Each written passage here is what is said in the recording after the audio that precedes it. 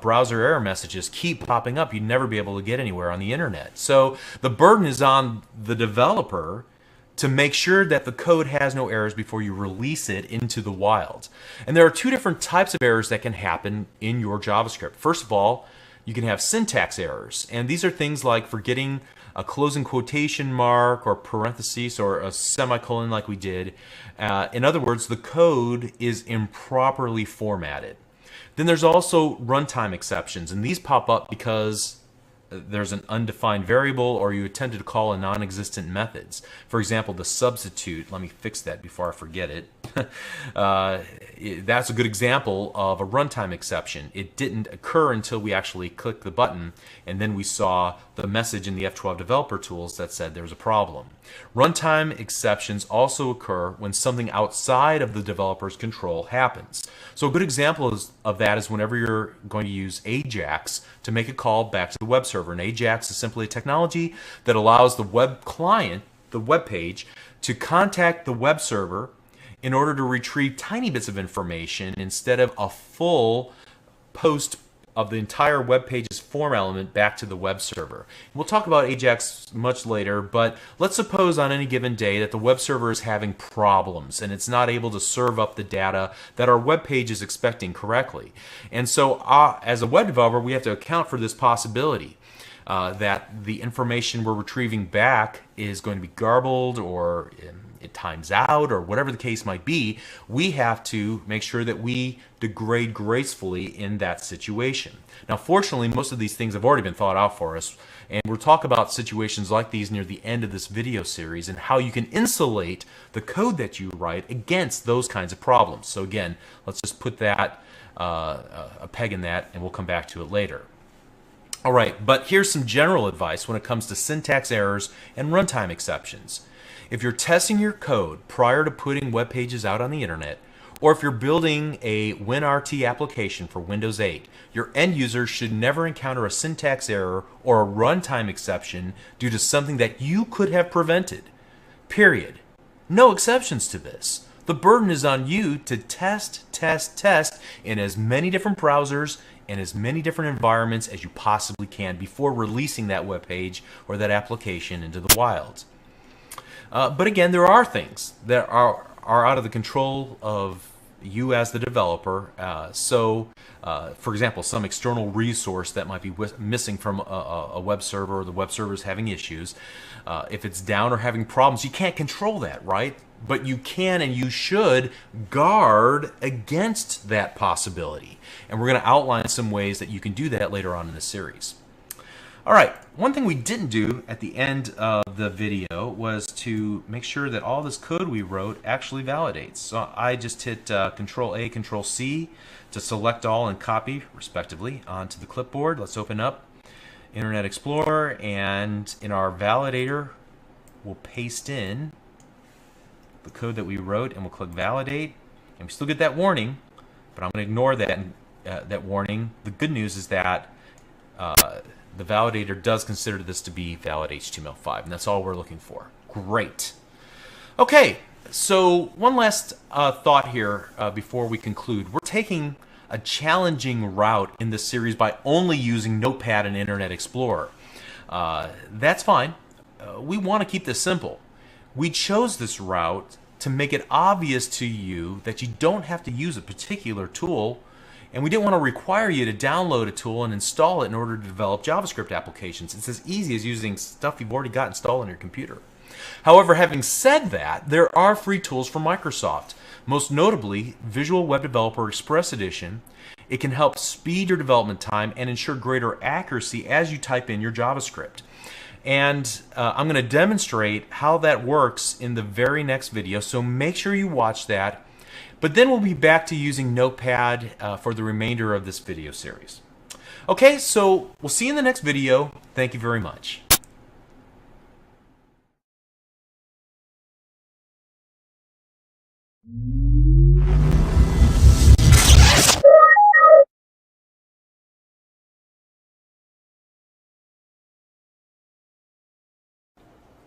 Hi, I'm Bob Tabor with LearnVisualStudio.net. In this series of lessons, we want to emphasize that you can build HTML5 and JavaScript applications without the need for any special software.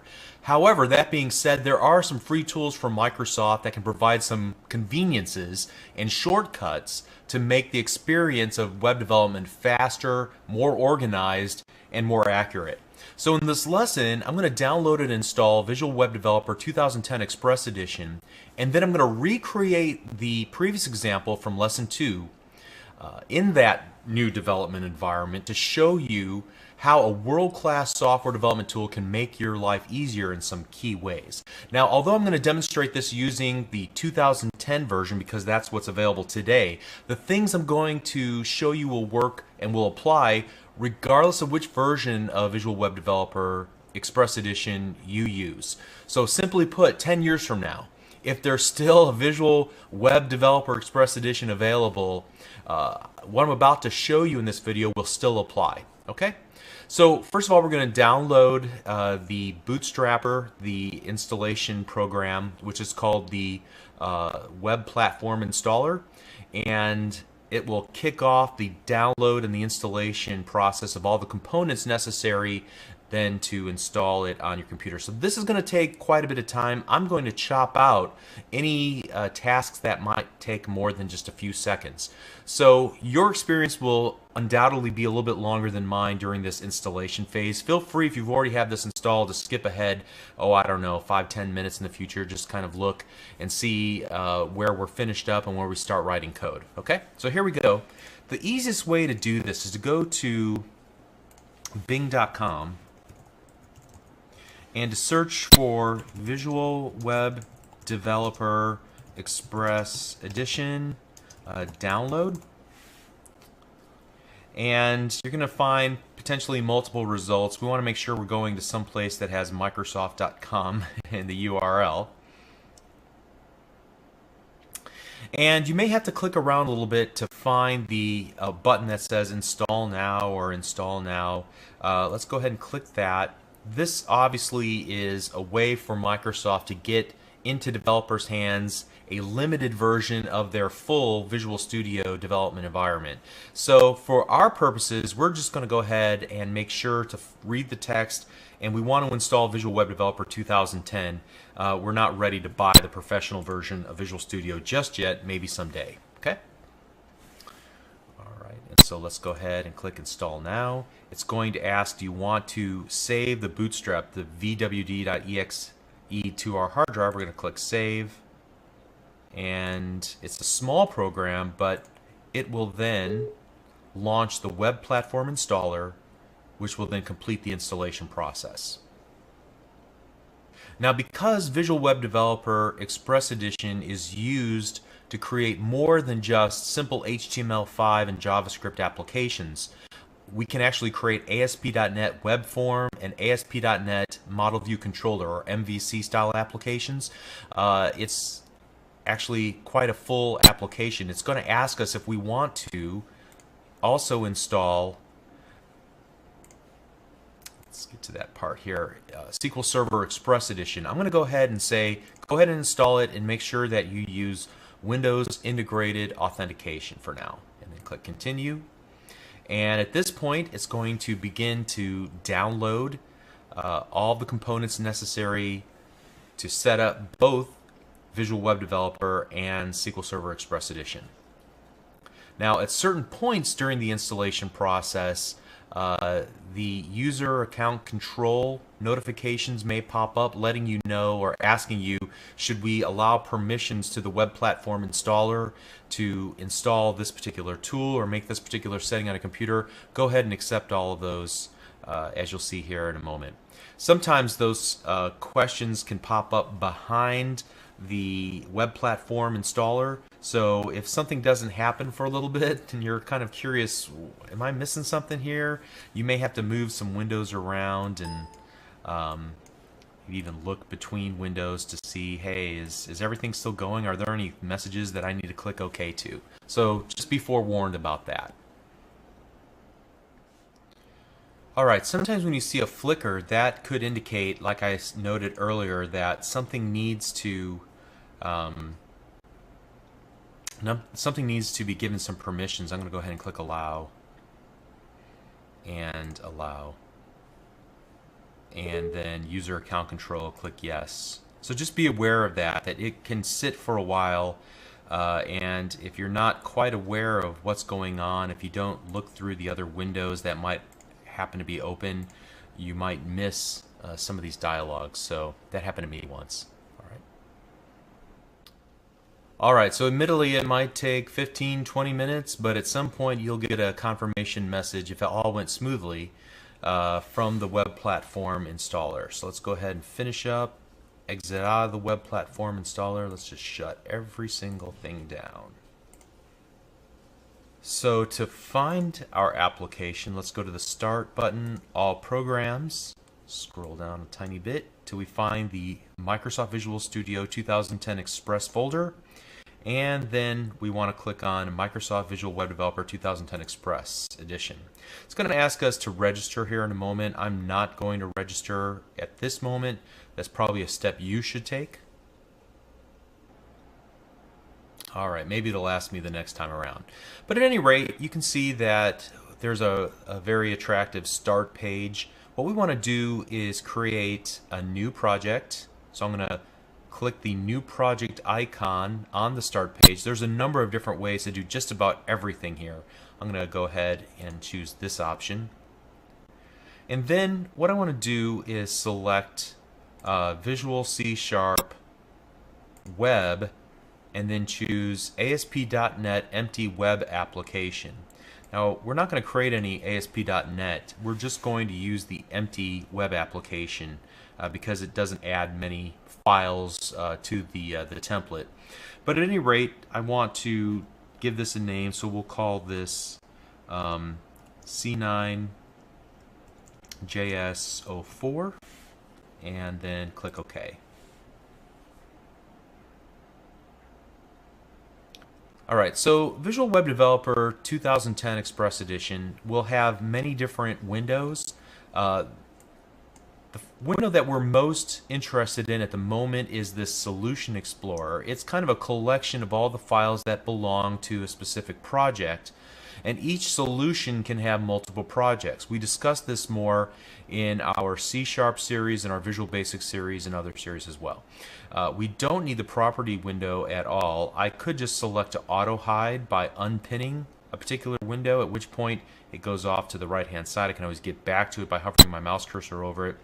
But at this point, all we really need is the solution area and the Solution Explorer, and then this main area where we'll do the majority of our work. So what I want to do is right click on the project name, the C9JS04, and select Add New Item. The New Item dialog pops up, and what we want to do is create an HTML page. I'm going to call this HTML page simply Default and click the Add button. Alright, by default, you can see that it adds a doc type that we're not familiar with. This is a, as you can see here, XHTML 1.0 transitional doc type, but we want to use HTML5 instead.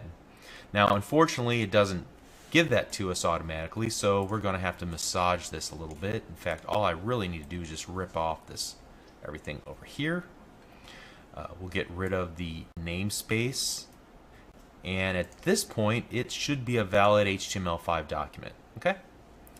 So now let's go ahead and try to recreate the project, and I'm just going to start typing.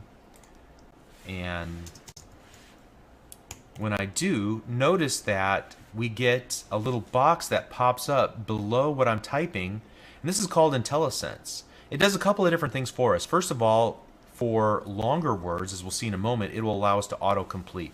So we can kind of filter through all the items that start with the letter H or the letter F, for example, and find exactly what it is we're looking for with regards to HTML5 tags. Additionally, it will show me any attributes for the given tag. So in this case, I want to add an ID, and you can see it shows me all the other attributes that I could attach on, or events that can be handled. And so let's call this title. it auto completes the tags. Notice when I use the closing tag, it automatically created the remainder of the closing tag for me. And so we'll just type in JavaScript example.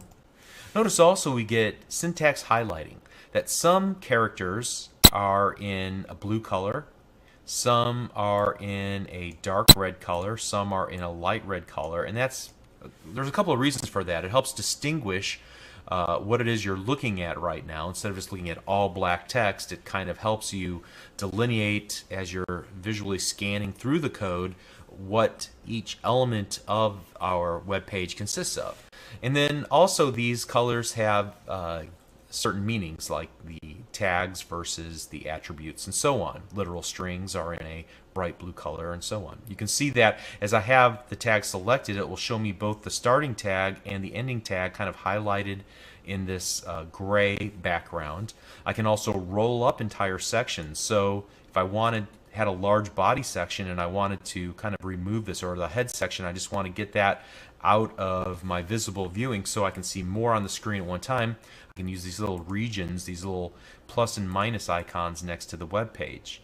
Let's go ahead and use the Save button. Another nice feature is the fact that we can manage our documents right from the toolbar. We can see all of the files that belong to our project here in the Solution Explorer. So it gives us the ability to manage our project and manage the code in our project a lot more easily than if we were just to use the file system, Notepad, and Internet Explorer by themselves. All right, let's continue on here. And I'm going to create an input. And so notice when I type equals, it shows me all the options that I can choose for a type, an input type. So when I find the one I want, all I need to do then is I don't have to type out the remaining two characters. I can just type on the next logical character after the word text. And whatever is highlighted, whoops, of course I held it a little bit too long. Whatever was highlighted, let's get back to that, will then be auto-completed for me. Pretty neat.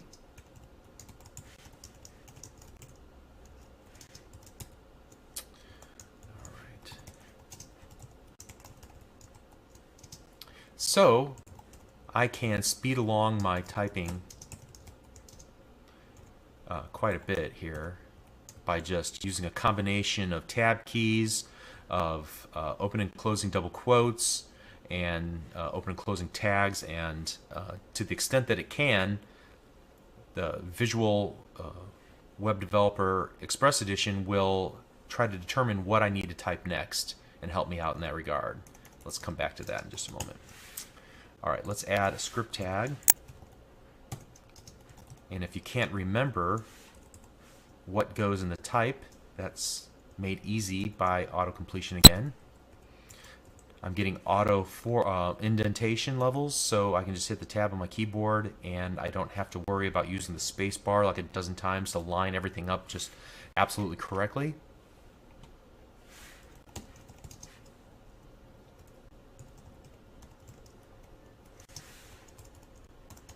Another cool feature too, let me just do this real quick. It auto reformatted my code. I attempted to do something that looked like this, but it said, well, most people who write JavaScript follow this convention of leaving the opening curly brace on the previous line. So it helps keep your code in line with what other people typically do when they write JavaScript code. Now, we haven't talked about objects and properties. If you're coming from an object-oriented background, then you'll know that an object has both properties and methods or functions, as well as events. And in this case, IntelliSense is showing me all of the members of the document object. So I can choose Get Element by ID. I'm using the up and down arrows on my keyboard to find the one I'm looking for. And I'm just going to type in the opening parenthesis. Well, sometimes if you wait too long, things don't work for you.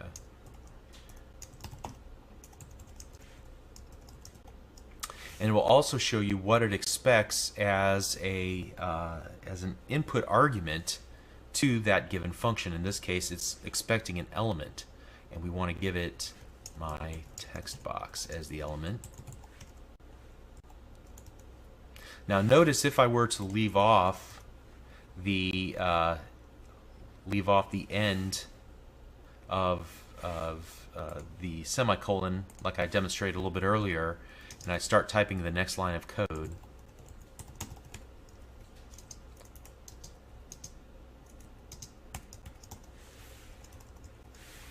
I will get some notification that things are not quite right. And here again, you see another notification, a green under a squiggly line that says there's an unterminated string constant, because we have not ended our string with a second pair of double quotes. All right.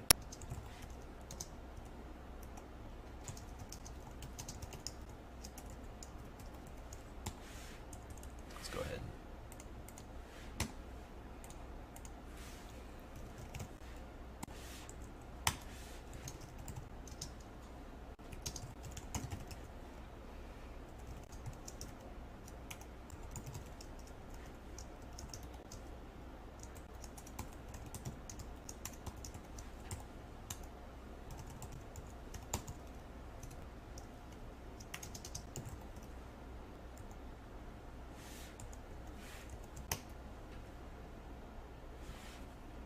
Alright, so again, let's save everything. And now when it comes time to test our web page, all we need to do, well, let's do one last thing here. It's called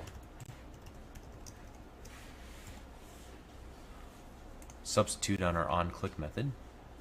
I think that's right. Okay, so now let's run our application by using the Start Debugging button. And when we do, it makes the launching of our application a little bit easier. Let's not show that again. Here, let's type in hi there, click me, and it works. All right, so the beauty of using Visual Web Developer Express Edition is that everything that's needed for the project is collected into a series of folders on our hard drive automatically for us. We don't have to create any special project structure. All the files are available. If we had folders, subfolders, they would show up here as well. If we ever needed to turn this into an ASP.NET Web Forms or ASP.NET MVC application, we could easily do so. It gives us not only the ability to manage the files in our project, but an easy way to also launch those files for testing purposes using the Start Debugging button. It offers, while we're typing, syntax completion, IntelliSense, and syntax highlighting, automatic formatting of the code, and so on. So there's a lot of benefit to using a real web development tool as opposed to just using Notepad. Having said that, we're going to continue using Notepad because, again, the emphasis here is not on the tool. I don't want to demonstrate all the features of the tool and have lost in the message the simplicity and the ease of writing applications purely with HTML5 and JavaScript. All right, so we've got enough of the foundation work laid. We can start talking about the individual syntax elements of JavaScript, and we'll start doing that in the next video. We'll see you there. Thank you.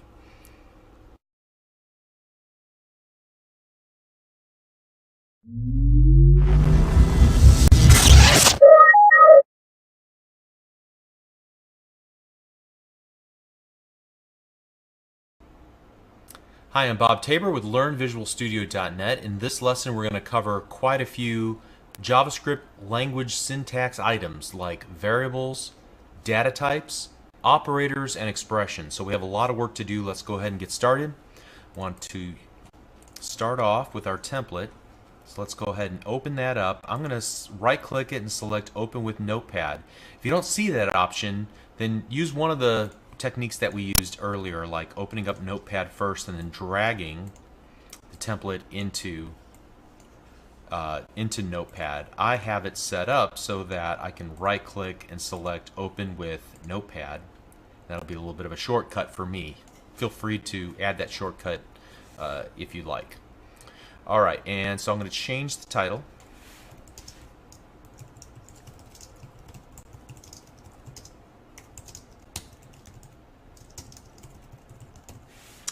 let's give ourselves a little more room here.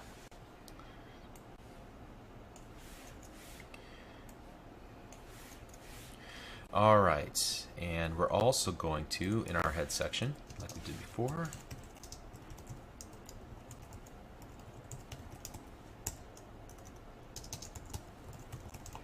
all right, now that we've done all of our setup work, let's talk about variables.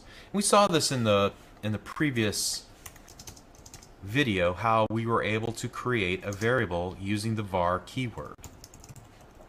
So here I'm able to create a bucket in the computer's memory called some value. At this point, some value has nothing inside of it. It's empty. It's undefined.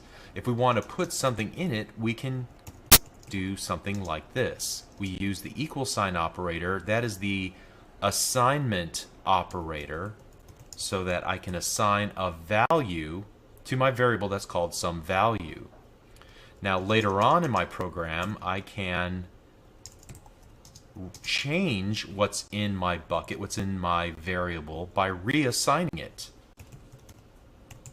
Here I'm going to change it to my friend's last name, Jaworski. And then I can read the value out of the bucket by simply referencing it by its name. In this case, I'm going to send to screen an alert some value. Let's save this as, so we don't accidentally overwrite our template. That would be bad. All files. And here we want to do C9 JS05.html. All right, now let's look, double click, and we get a message box that says Jaworski. Great. All right, so let's go ahead and change our code. Now we have a couple of options. I could just completely delete this code and start over from scratch. And that is definitely an approach we took in the first lesson. However, we can also comment out our code by just using 2 forward slashes in a row, like so. When we create code comments, we're basically telling the JavaScript compiler to ignore this line of code. Don't process it, just act like it never existed. Comments also have an added bonus that we can do something like this to remind ourselves of the purpose of a passage of code. First example, second example, and so on. And nothing we type, and we can use any English. We can even put references to web pages and so on in there, and they will be completely ignored by JavaScript and by the HTML5 document object model as it's created. All right. There's also another way. If you have multiple lines of code that you need to comment out, let's go ahead and just get rid of all this for the moment. We can use a multi-line comment, and to do that we use a forward slash and an asterisk that starts the comment out process, and then we want to make sure it lines up so it's visually appealing to us, and it denotes that all of this is commented out. We have to conclude that section with a star forward slash. So to begin the section of commented out code, forward slash star, and then to finish it, star or asterisk forward slash. And now all of this code will be ignored. All right? So that's the 2 ways that we can comment out code. Great. Now, for another example, up to this point we just, in one line of code, declared a variable and then later on initialized its value or set its value. But we can do that all in one line of code like so.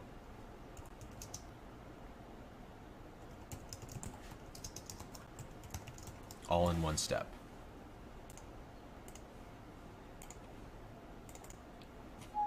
And you can see it indeed works.